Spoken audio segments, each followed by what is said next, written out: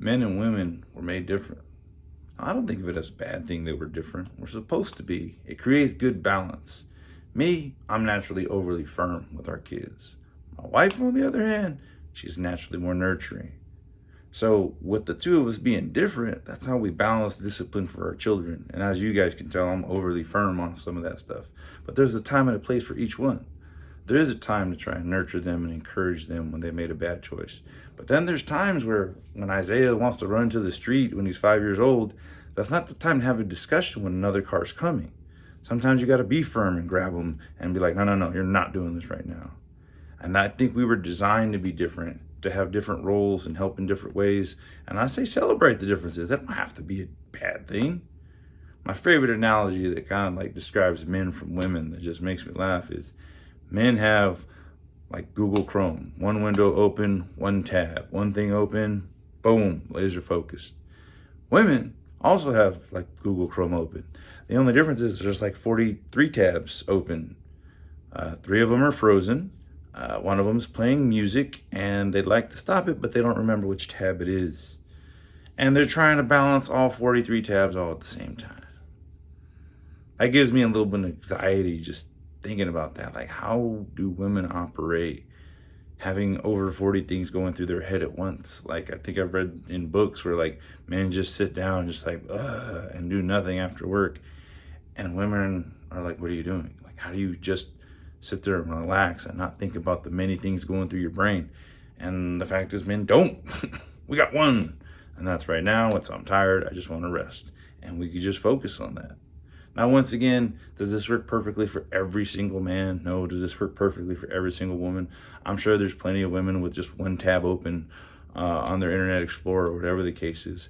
But in general, we have to make some generalities. And I read the book, Men Are From Mars, Women Are From Venus.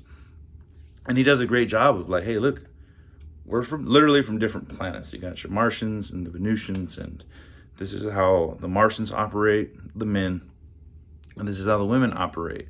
And often the men assume the women function like them. So like, you must think like a man. And then, no, women are like, no, men must think like women. And we go into all this like, all this irritability from assumptions. Like, I assume men think this way, or I assume women think this way. And the thing is, you just have to have those discussions. And so I think one of the best examples I can think of is, I was reading the book, like I said, Men Are From Mars, Women Are From Venus. I'll even post it in the chat.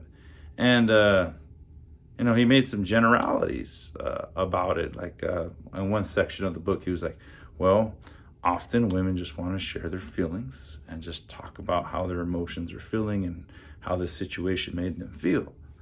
Men, on the other hand, interpret that as, oh, she wants my help. She wants me to tell her how to fix it. She wants me to give her solutions. And so the woman will start presenting a problem, and then the man will present a solution. The woman will kindly give a hint that she doesn't want a solution. She won't directly say, don't give me a solution, but she'll tend to hint at it, hoping he gets the hint. He doesn't get the hint, so he offers another solution. She says no, continues with the story, and then he offers another solution, and now all of a sudden we're all irritated. And so men assume, hey, if you're telling me about a problem, you must want me to fix it. And women assume, no, I don't want you to fix it. I just want you to listen, hear my feelings out. And then as the women are talking, they understand their feelings better. And so you have like these two separate things going on. So I told my wife the situation, and I was like, is that kind of how you feel sometimes? And we had a good discussion about, yeah, she's like, you've definitely improved and gotten better about listening and not trying to go straight to the solution. And we had a great discussion, came up with some ideas, some things we could work on. Was it perfectly the way the book described? No, but I think the book provides a great talking point. And I think that's the key is we read this. I've even heard from one of my friends, her and her partner, they were just talking about, oh, I read this in the book and it said this. Do you agree or disagree with it? Matter of fact, sometimes it's even better when your partner's like, no, I don't agree with that. This is why. Here's how I operate. And then, man, like great conversations can happen. We can prevent fights or major issues or big disagreements and just get rid of those assumptions. Because in the end, men and women are different. And we got to work together to make the best out of all this. You can accomplish anything you want as long as you're willing to sacrifice and put in the work. I believe in you. Go get them.